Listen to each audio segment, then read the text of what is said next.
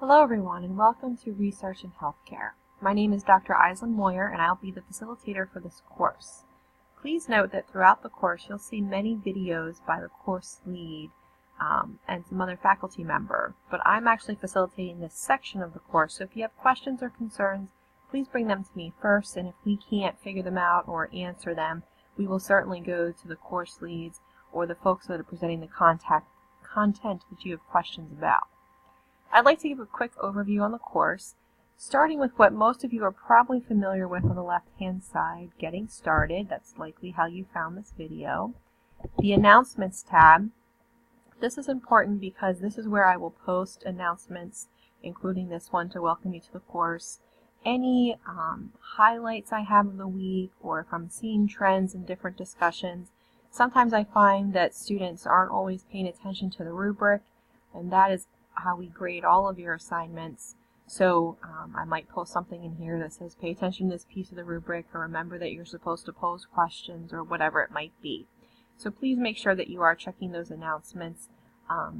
They should also come to your email, so please make sure that you're checking your email at least every 24 to 48 hours. The syllabus and assignment chart are exactly as it says. I do encourage you to go through the course syllabus. That's where you're going to see policies on late assignments, on grading, and you'll see a breakdown of what we're doing in each week. The assignment chart I think is particularly important, and the reason is this course is very, very busy, and I think if you print out this assignment course or save it on your desktop or somewhere you can see it, you can clearly see what's due each week, and I think that's going to be helpful for you, particularly in this course where there's a lot of things going on and some of it might be brand new for you.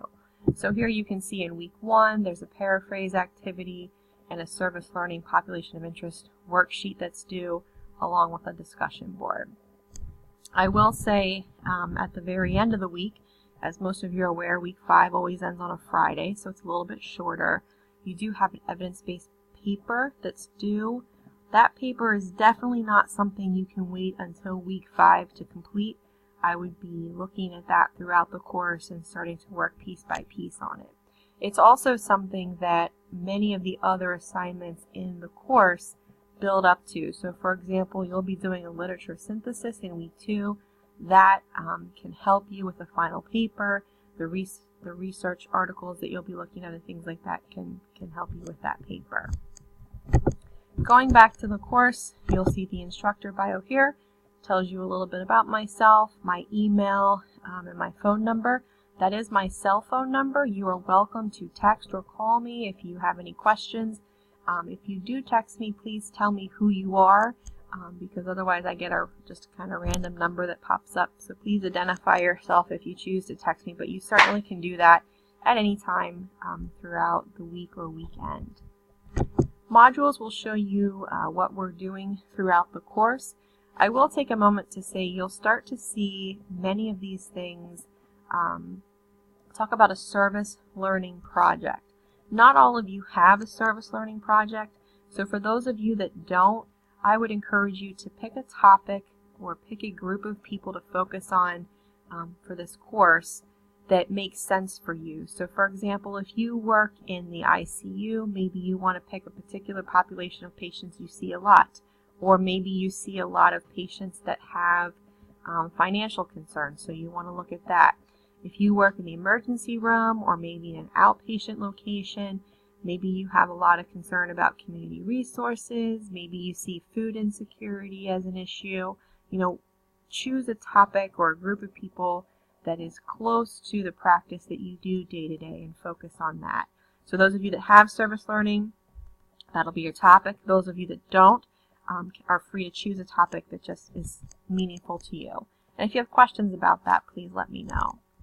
As most courses, each module and week, you just click on and you can see the content from there.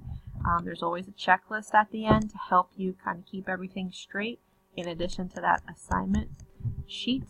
I will also show you when you click into the content, you'll see that there are a variety of reading assignments. Please take note that although some of the reading assignments might be optional, the textbook themselves are not. So here there is chapters from Davies that are optional, but you'll find in other weeks there's content from Davies that's not optional. So just so that you realize the option there is in the reading for the week, not necessarily in the textbook itself. There are many research articles we'll be looking at. Those will always be provided for you. And then there's other videos to help solidify the content. A lot of times I find nursing research is a course that students start out with, sometimes not looking forward to, but also for the first time you're hearing a lot of these different terminologies and different topics. Research actually is quite simple once you understand the words and the terminology used. So I really encourage you to just go through each week, 1 week at a time, and really concentrate on what you're learning. It'll build on each week. The other thing I would say to you is most of you are very familiar with the term evidence-based practice. When we apply that to our nursing profession, regardless of where we work, it's important that we understand how it happens. So we know that we're looking for the best evidence to inform our practice, but how do you know what the best evidence is? How do you know that if a practice council sends out a research article that it really is something you can take and apply? Or how do you know that maybe there were some questions left in that research article that should be answered before we apply it to our populations? So really what you're going to learn in this course is practical things you can take back to your units, to your practice sites, wherever you're working, and really use and teach your peers about. So I hope that you find that throughout. The other thing I just want to draw your attention to as we go through these weeks. In week 2, you'll see, again, your checklist. Here you have a literature review content where you're going to be looking at some articles and learning how to review that, in addition to some items on sampling, how we choose sampling and what the different types of sampling are. And then you'll have measurement and data collection. All of that's going to help you understand how to choose good research articles. When we go back to modules and then get to week 3, we're really going to focus on quantitative methodology. And then in week 4, qualitative methodology. Those are 2 different ways that we look at research. Quantitative is more about the numbers and the data that comes out of it.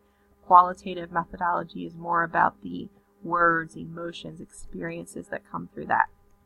You can see week 4 is a little bit longer because of Thanksgiving break, so you do have a little bit more time there to get those assignments done or to plan for your final paper. I will also say that throughout the course you'll be doing an assignment on a literature synthesis. That assignment requires you to get 3 articles to complete it, but I will tell you for your final paper you'll need the same assignment but with 5 articles. They can be the 3 you get initially and then 2 additional. So when you get to that assignment for the literature synthesis, you might want to just get 5 right away. That way you don't have to redo it at the end. The final thing I will draw your attention to under discussions is the course questions tab. I think many of you are familiar with that, but I would encourage you to come in here and hit subscribe. That way anytime a question is asked or an answer is posed, it will come back and email you about that, so that if other people are asking questions that you also have, you can get the answers to that. Please don't hesitate to contact me throughout the course, email, phone, whatever text works for you, and I think you'll find it very interesting and rewarding. I look forward to meeting all of you, and I will see you in the course room.